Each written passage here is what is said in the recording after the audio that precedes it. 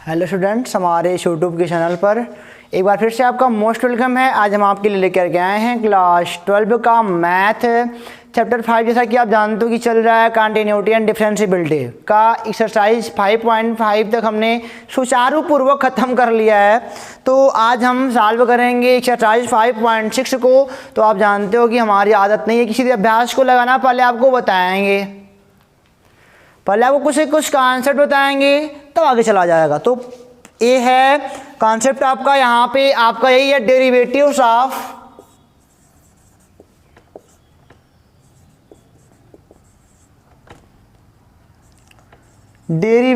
Of functions in parametric form. Derivatives of functions in parametric form यानी कि प्राचलिक रूप में। हिंदी क्या होगी इसकी? प्राचलिक रूप में फलनों का अवकलन। प्राचलिक रूप में फलनों का अवकलन, हमको यही आज पढ़ना है, ठीक है ना। तो इसके कुछ क्वेश्चन भी लगाएंगे, लेकिन पहले कॉन्सेप्ट की what is parametric form of the function. Question आप बना सकते हो, what is parametric form of the function, कि फंक्शन का पैरामीट्रिक फॉर्म क्या होता था, कुछ होता क्या है। तो मैं आपको बताते चलूं कि हमने पढ़ा है अभी तक dy/dx निकाला गया है, ठीक है ना। यहां पे x क्या है? इंडिपेंडेंट है, इंडिपेंडेंट टर्म यानी कि स्वतंत्र है, और y क्या है? डिपेंडेंट है, जो कि x पर डिपेंड करता है। ये हम बार बार चिल्लाते हैं कि x स्वतंत्र है, कुछ भी हो सकता है, लेकिन y इनमें बंधा हुआ है, इन्हीं के सापेक्ष चलता है ना। तो इसी प्रकार अब की बार हम क्या बोलेंगे कि अब की बार x, देखो y भी डिपेंडेंट है, x भी डिपेंडेंट है। अब की बार क्या होगा? इन पैरामीट्रिक फॉर्म, इन पैरामीट्रिक फॉर्म जानते हो क्या होगा कि जो y होगा ना, y भी डिपेंडेंट है, y भी डिपेंडेंट तो है ही, dependent, x भी क्या रहेगा? डिपेंडेंट रहेगा। यानी अब आप सोच रहे हो सर तो इंडिपेंडेंट वाला टर्म कौन सा आएगा, किसके सापेक्ष हमको अवकलन करना रहेगा? नहीं, तो यहाँ पे कोई एक अदर फंक्शन आएगा, यहाँ पे कोई एक क्या आएगा? Other function. वह चाहे t के फॉर्म में हो, चाहे थीटा के फॉर्म में हो, चाहे z के फॉर्म में हो, किसी के फॉर्म में हो, वह रहेगा इंडिपेंडेंट। वह क्या रहेगा? अब क्लियर होगा, इंडिपेंडेंट, ठीक है ना। अगर मैं आपसे बोलूं कि y बराबर fx, y बराबर क्या हो गया? fx, ठीक है ना। तब आप तो y बराबर fx तो जानते ही हो, ये कोई फंक्शन है, और हम बोले यहाँ पे कि जो x है, वह भी किसी का फंक्शन है, t का फंक्शन है, और यहाँ से जो y है वह भी t का फंक्शन है। लो, जैसे पिछले में क्या था? y था f(x), यानी कि y जो था x का फंक्शन था, y डिपेंडेंट x इंडिपेंडेंट। उसी प्रकार अब मैंने बोला x भी किसी तीसरे वेरिएबल पर डिपेंड कर रहा है। अब की बार x भी किसी तीसरे पर देखो डिपेंड कर रहा है, अब कि t के सापेक्ष हो गया, और यहाँ पे y भी तीसरे पर आ गया। अब इन्हीं को हम बोलते, इन्हीं इक्वेशनों को हम क्या बोलते हैं? इन्हीं इक्वेशन को हम बोलते हैं parametric form. Parametric form of the function y बराबर fx, ठीक है ना। बस ये होता है। अब जानते हो इन दोनों का जो कर्व बनाओगे, अगर आपने मतलब कि डायग्राम बनाया इस पर, इन दोनों का जो कर्व बनाओगे ना, यह इसके बराबर होगा। दोनों बराबर हैं, कुछ है नहीं, दोनों बराबर हैं। अब देखो जरा, यहाँ पे आपको क्या करना पड़ेगा? आपको मिला x, देखो जब y बराबर fx था तो dy/dx निकालते थे।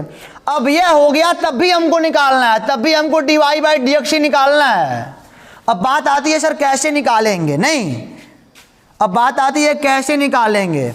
तो मैं बताता हूँ कैसे निकलेगा। तो पहले हमको निकालना पड़ेगा टी के सापेक्ष यानी कि dx/dt निकालना पड़ेगा, ये निकालना पड़ेगा, ठीक है ना। उसके बाद क्या निकालना पड़ेगा, dy/dt, इनका अलग, फिर क्या कर दोनों निकल जाएंगे तो दोनों इक्वेशन के रूप में आएगा।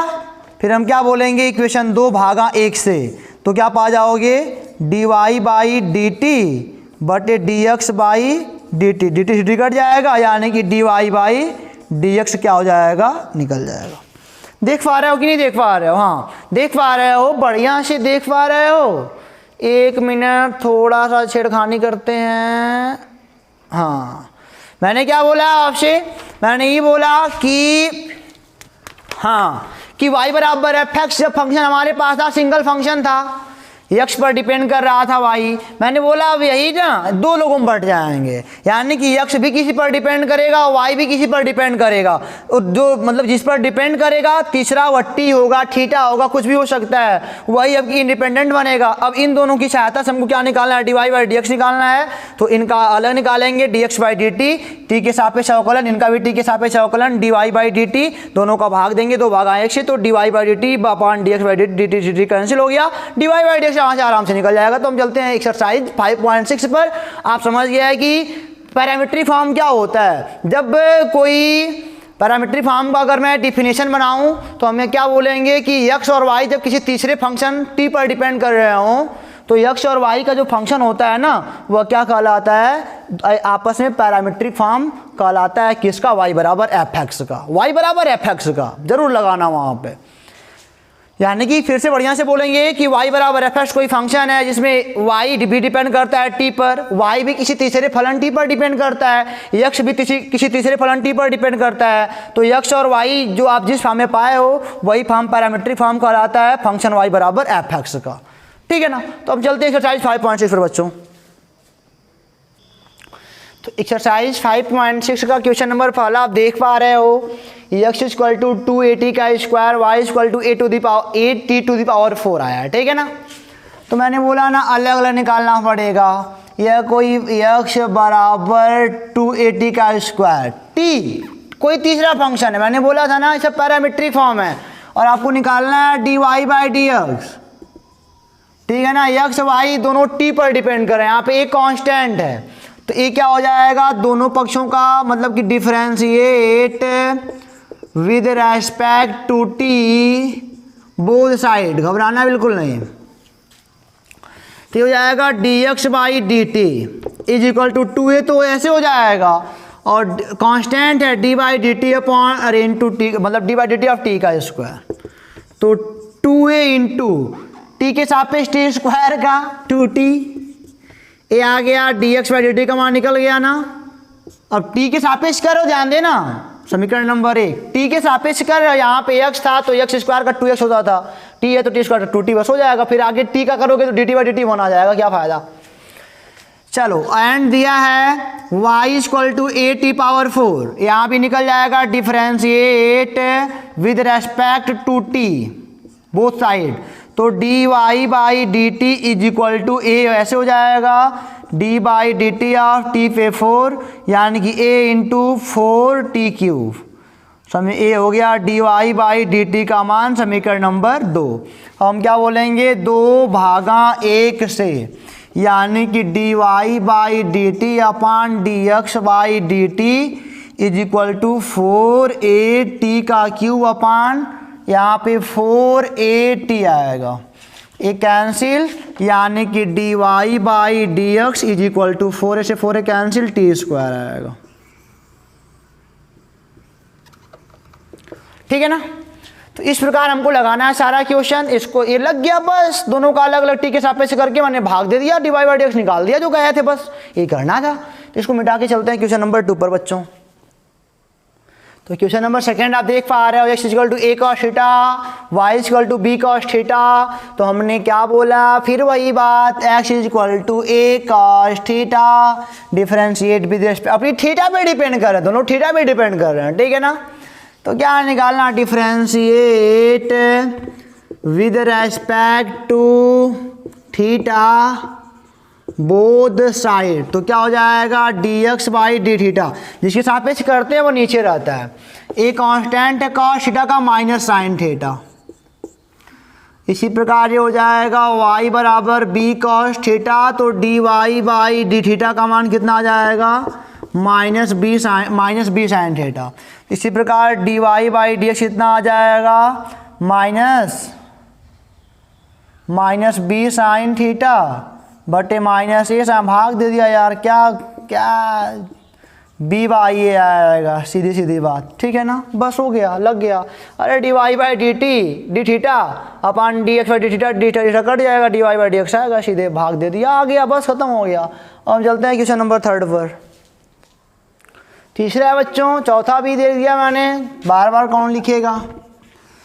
तो साइन टी, तो ये हो जाएगा टी पर डिपेंड कर रहे हैं, तो डी एक्स सीधे मैं लिखता हूँ, आप क्या करना है, साइन टी का क्या हो जाएगा टी के सापेक्ष, टी के सापेक्ष कर रहे हो, टी के सापेक्ष ध्यान देना, साइन टी का हो जाएगा कॉस टी। अब कुछ बच्चे सोच रहे होंगे सर पीछे D T by d x, यक्ष नहीं है, टी के सापेक्ष कर रहे हो ना, तो D T by d T होगा, आगे जाएगा तो को भी एक आ जाएगा, फिर ए इसका हो गया, इसका करोगे तो d y by d t यानी कि cos two t minus sine two t, और बच्चों टू टी का क्या हो जाएगा 2 हो जाएगा, कॉस का साइन वाला हो जाएगा, और ये वाला समीकरण नंबर 2 भी बन गया।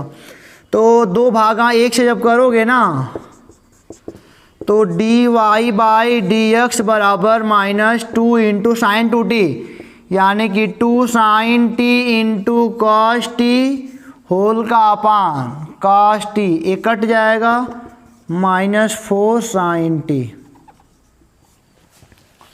पहले इसका टी के सापेक्ष किया, फिर इसका किया, दोनों का करके 2 इक्वेशन बनाया, भाग दे दिया, आ गया।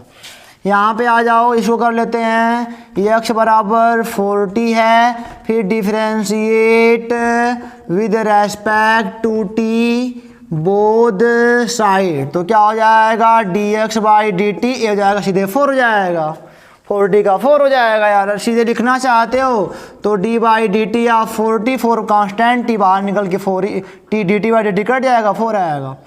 ये तो पहला हो गया।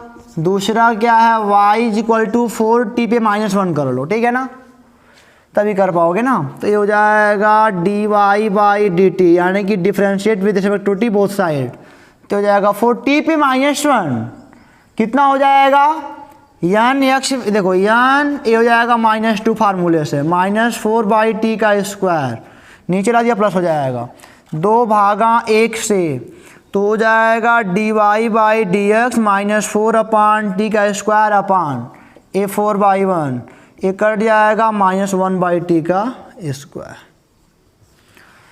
क्वेश्चन नंबर 4 भी लग गया। चलते हैं क्वेश्चन नंबर 5 पे, देखते हैं क्या कहता है।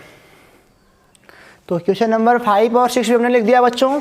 5 कह रहा है x is equal to cos theta minus cos two theta, यानी कि x भी थीटा पर डिपेंड कर रहा है, y भी थीटा पर डिपेंड कर रहा है, तो x बराबर cos theta minus cos two theta differentiate किसके रेस्पेक्ट में करना पड़ेगा, with respect to theta both side, तो क्या हो जाएगा dx by d theta, cos theta का क्या हो जाएगा माइनस साइन थीटा, और माइनस कॉस टू थीटा का बच्चों क्या हो जाएगा, अलग अलग होगा, अरे भाई ऐसे न होगा, D by d theta of cos theta minus D by d theta of cos two theta, तो ये हो जाएगा माइनस साइन थीटा, और ये माइनस कॉस टू थीटा का माइनस साइन टू थीटा, और टू थीटा का 2 हो जाएगा, यानी कि minus sine theta plus 2 sine two theta. अब इसी प्रकार ये आया है बच्चों dx बाई डी थीटा, इसी प्रकार y बराबर दिया है sine theta minus sine two theta, तो थीटा के सापेक्ष दोनों पक्षों का अवकलन करने पर dy by d theta is equal to sine theta का cos theta minus sine two theta की cos two theta into theta, अरे 2।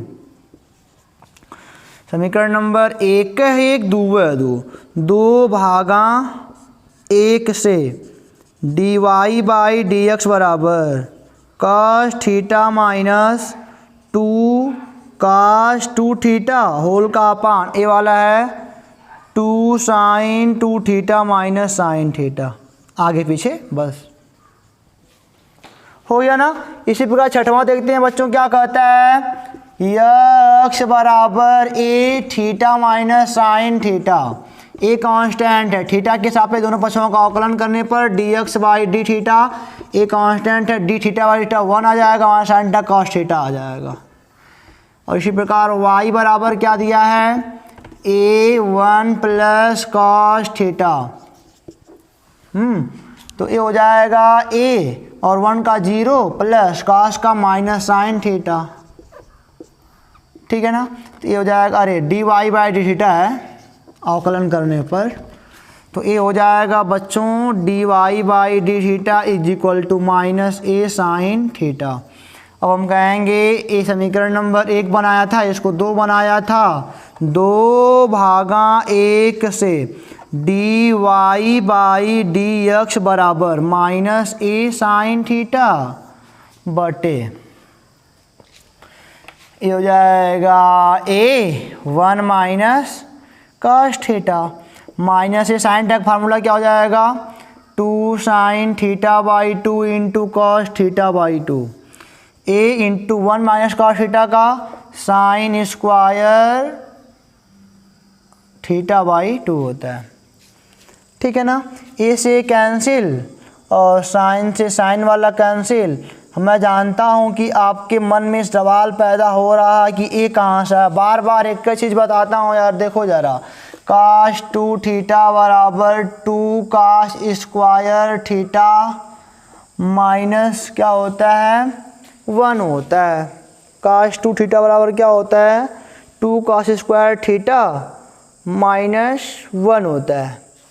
यानी कि अगर मैं इनको ऐसे कर दूं, ऐसे भी होता है नहीं, काश 2 थीटा बराबर 1 माइनस 2 साइन स्क्वायर थीटा, इनको इधर भेज दोगे तो इनको इधर ला दोगे, 2 साइन स्क्वायर थीटा बराबर 1 माइनस काश 2 थीटा, ये वाला भाग दे लो आराम से, आराम से भाग दे लोगे तो ये हो जाएगा थीटा मतलब बाई 2, एंगल का आधा करने पर 2 साइन स्क्वायर थीटा बाई 2 बराबर 1 माइनस काश 2 थीटा बाई 2, यानी कि 1 माइनस काश थीटा, यानी कि देखो यहाँ भी गलती हो रहा था, 2 आएगा, 2 से 2 भी कट जाएगा, ठीक है। तो ये आ जाएगा माइनस कॉट थीटा बाई 2। तो इस प्रकार बच्चों क्वेश्चन नंबर 6 भी होता है समाप्त। थोड़ा मोड़ा त्रिकोणमिति लगा, यहीं पे लाके छोड़ दो, ये कोई नहीं तुमको बोलने वाला है, लेकिन तुमको पूरा लगाना चाहिए ना, तो इसको मिटाते हैं। अब चलते हैं क्वेश्चन नंबर 7 पर बच्चों। क्वेश्चन नंबर 7 देखो बच्चों, लिखा है x equal to sine cube t upon root में cos 2t and y equal to cos cube t upon root में कॉस 2t। बहुत अजीब सवाल, चलो फिर हाल निकालते हैं। x बराबर क्या दिया है, साइन क्यूब टी अपान रूट में कॉस 2t, ठीक है ना। तो differentiate with respect to x both side, ठीक है ना। तो ये हो जाएगा dx बाई dt। आपको अगर डिवाइड का फार्मूला लर्न होगा तो होता है पहले हर का स्क्वायर, यहाँ पे होता है हर इंटू अंश का अवकलन, यानी कि d by d t of sine cube T plus her into अंश माइनस होता है, माइनस अंश इंटू हर का अवकलन।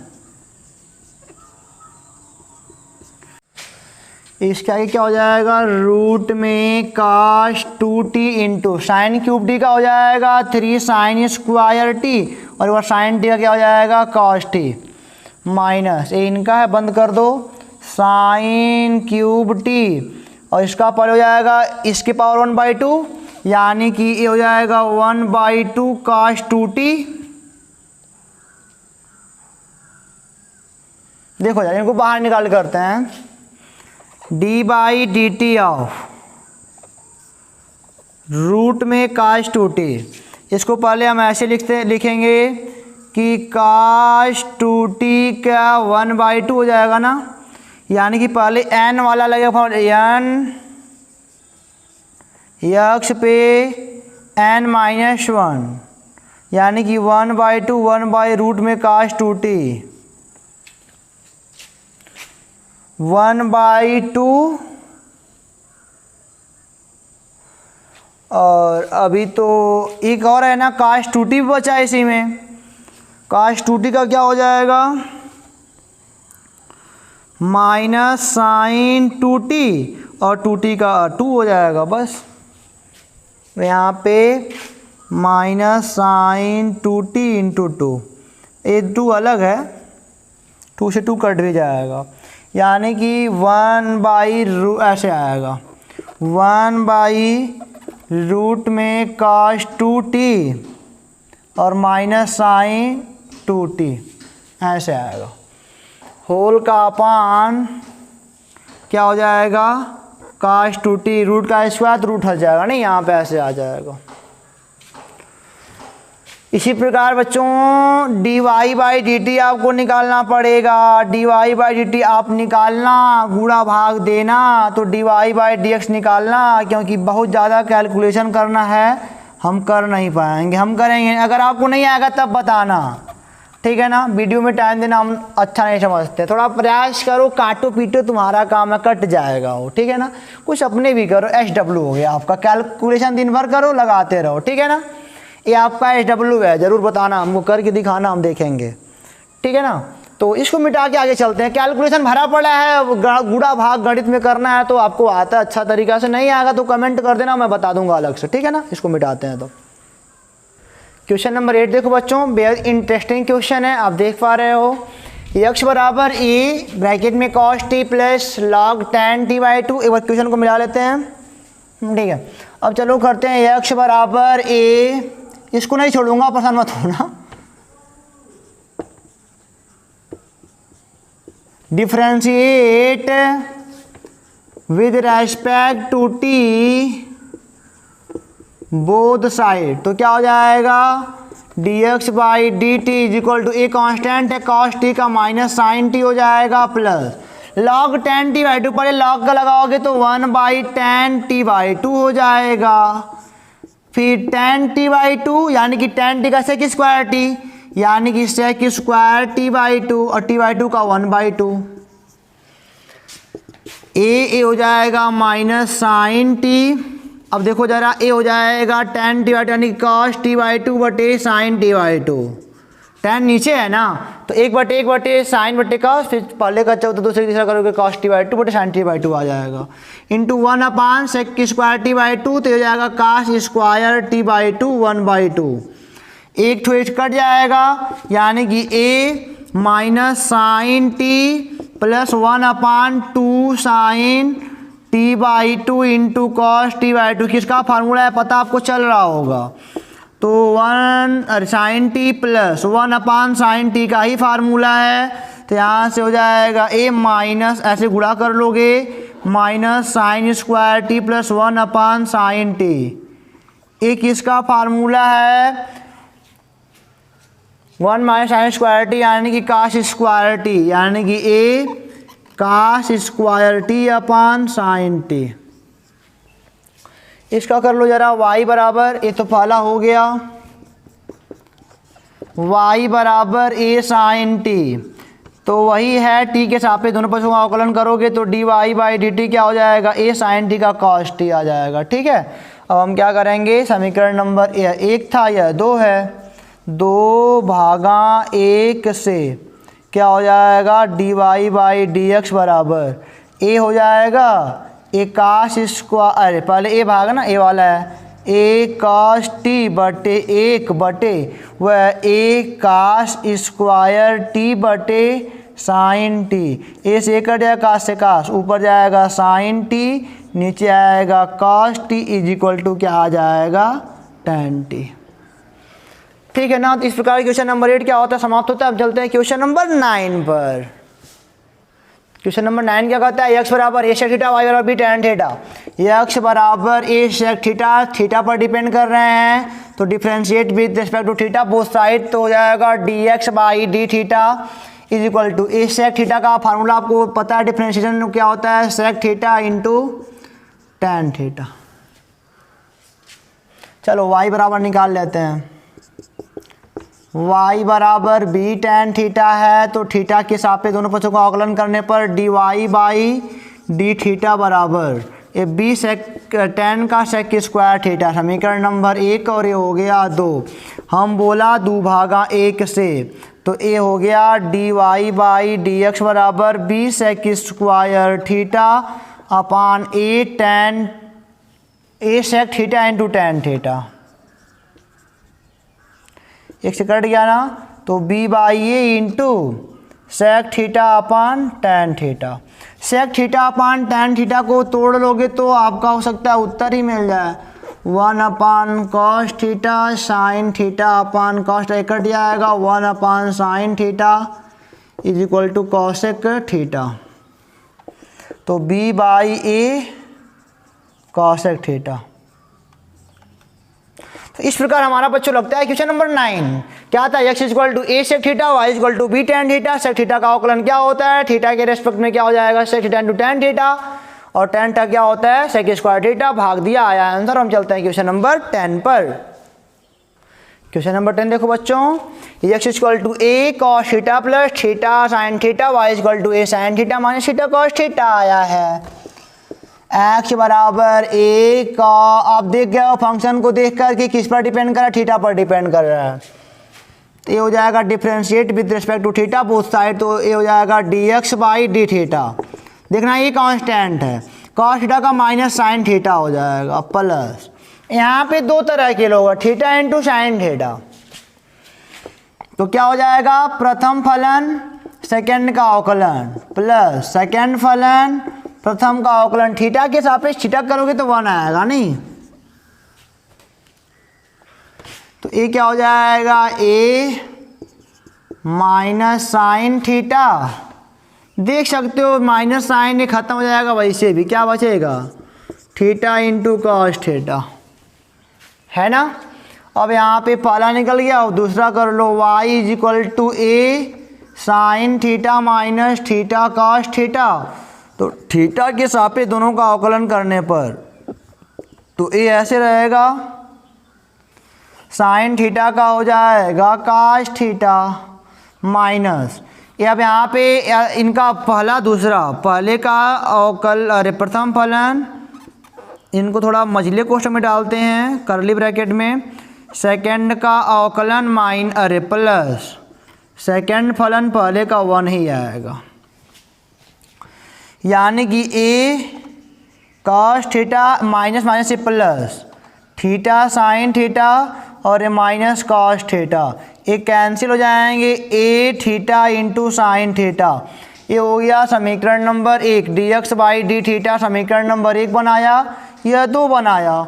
2 भागा 1 से क्या पाओगे, dy बाई डी एक्स बराबर a into theta into sine theta बटे a into theta into cos theta, A cancel theta theta cancel, dy by d x बराबर क्या आ गया, टैन थीटा। इस प्रकार बच्चों क्वेश्चन नंबर 10 होता है समाप्त, इसको नोट कर लो। हम चलते हैं क्वेश्चन नंबर 11 और लास्ट वाले क्वेश्चन पर।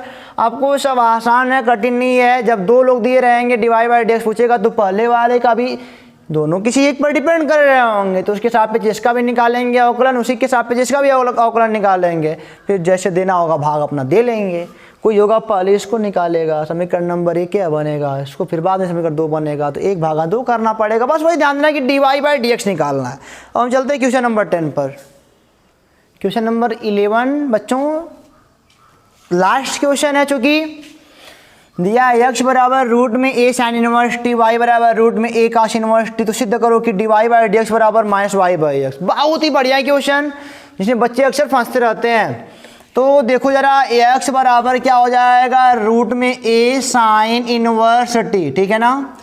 दोनों पक्षों का x के सापेक्ष अवकलन अरे t के सापेक्ष अवकलन करने पर यहाँ पे लिखना है differentiate with respect to t both side, तो dx बाई डी टी आ जाएगा। इसका अवकलन करोगे तो सबसे पहली बात तो ये बनेगा ऐसे, मैं इसको अलग से करता हूँ, d by d t of root में a साइन इनवर्स t है ना। तो पहली बात तो ये ऐसे बनेगा, घात वाला बनेगा, तो 1/2 1 अपान रूट में a साइन इनवर्स t आवेगा। ऐसे ही लाएंगे, ठीक है ना। और फिर अभी किसका बचेगा, ध्यान देना ज़रा, ए पे पावर है, ध्यान देना, ए पे पावर है, साइन इनवर्स टी, ए पे पावर है, इसका 1/2 यानी कि एन एक्स पे n -1 यानी कि -1/2 होता नीचे आके कर। अभी किसका बचा हुआ है, d/dt ऑफ ए पे पावर साइन इनवर्स टी। अब मैं आपको बता दूं कि d/dx ऑफ ए पे पावर x बराबर होता है ए पे power x log e a होता है। इस फार्मूले को मैंने प्रूफ भी कराया होगा जहाँ तक मुझे याद है, ठीक है ना। नहीं प्रूफ कराया होगा तो आप कमेंट बॉक्स में लिख देना, मैं करा दूंगा, लेकिन मुझे याद है कराया ज़रूर हूँ पीछे वाले चैप्टर में। तो ये हो जाएगा, देखो ज़रा, ये हो जाएगा 1/2 1/रूट में ए पे पावर साइन इनवर्स टी, और ये हो जाएगा ए पे पावर x है तो ए पे power x log e a। अभी क्या बचा हुआ है, अभी d/dt of sine inverse T बचा हुआ है। तो ये हो जाएगा बच्चों 1/2, मैं मान रखता हूँ सीधे, रूट में ए साइन इनवर्स टी का मान x है तो इसका मान 1/x हो गया। चलो इसका मान कितना, दोनों पक्षों का स्क्वायर कर दोगे तो ए साइन इनवर्स टी का मान x² आ जाएगा यहाँ से, into log e a, sine inverse T का क्या होता है 1/रूट में 1 - टी का स्क्वायर, ठीक है। x से x कैंसिल हो जाएगा तो ये हो जाएगा x log e a whole का अपान 2 रूट में 1 - टी का स्क्वायर। तो ये आ गया बच्चों x log e a upon 2 root में 1 - टी का स्क्वायर। ये समीकरण नंबर पहला हो गया। चलो दूसरा निकाल लेते हैं, y = रूट में a पे पावर है cos इनवर्स t, दोनों पक्षों का t के सापेक्ष अवकलन करने पर यानी कि differentiate with respect to t both side यानी कि dy/dt कितना आएगा, फिर वही हाल 1/2 और फिर पहले 1/2 पे होगा पावर ए, रूट हटेगा तो 1/रूट में a cos इनवर्स t, ठीक इसी प्रकार हो रहा है। अब फिर बचा क्या, अभी d/dt ऑफ, ध्यान देना d/dt है, यहाँ पे dt है बेटा, dt है cos इनवर्स t, ए पे पावर लगा हुआ है, ठीक है ना। तो जाएगा 1/2, इसका मान सीधे रख लो, यहाँ से y हो जाएगा। अब ए पे पावर x, इसका क्या होगा अवकलन, ए पे power x log e a, और फिर बचा क्या अभी d/dt of cos inverse t। अब यहाँ पे इसका मान आप बता सकते हो कितना है, दोनों पक्षों का स्क्वायर कर दोगे तो ये y² देगा और क्या, तब ये cos इनवर्स t का मान निकल जाएगा। और ये log e a cos inverse t का -1/रूट में 1 - टी का स्क्वायर, एक कैंसिल, ये हो जाएगा y log e a upon 2 1 - T का स्क्वायर, माइनस के साथ है क्योंकि माइनस लगा हुआ है।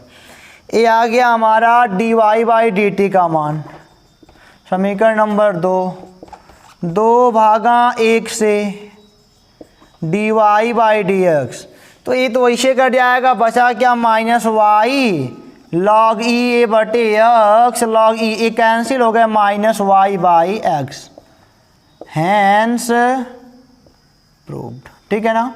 तो इस टाइप की क्वेश्चन आपको तभी आएंगे जब आपके पास एक्सपीरियंस होगा, और एक्सपीरियंस तभी होगा जब आप किताबी कीड़ा बनोगे यहाँ पे, ठीक है ना। साइड बुक से क्वेश्चन लगाओगे, इसके एग्जाम्पल लगाओगे, तमाम तरह क्वेश्चन लगाओगे, तब ये सब आपको दिमाग में सेट हो जाएगा। ये मैथ का डिफ्रेंसिएशन है, जितना अभ्यास करोगे उतना ही बेहतर तरीके से आपके माइंड में सेट होगा, ठीक है ना। तो इस प्रकार हमारा क्वेश्चन नंबर 11 भी समाप्त होता है बच्चों। अब हम चलेंगे इस वीडियो में, नहीं, एक्सरसाइज 5.7 पर सेकेंड डेरिवेटिव है, यानी कि डेरिवेटिव के बाद डेरिवेटिव करना पड़ेगा, y डबल डैश निकालना पड़ेगा, सिंगल डैश नहीं, यानी कि f डबल डैश x निकालना पड़ेगा, ठीक है ना। तो इसी के साथ हम चलते हैं, आप पढ़ते रहिए, एग्जाम्पल लगाते रहिए, साइड बुक से क्वेश्चन लगाते रहिए, ना आया तो बताते रहिए। फिर मिलेंगे आपसे अगली वीडियो में, तब तक के लिए ऑल द बेस्ट।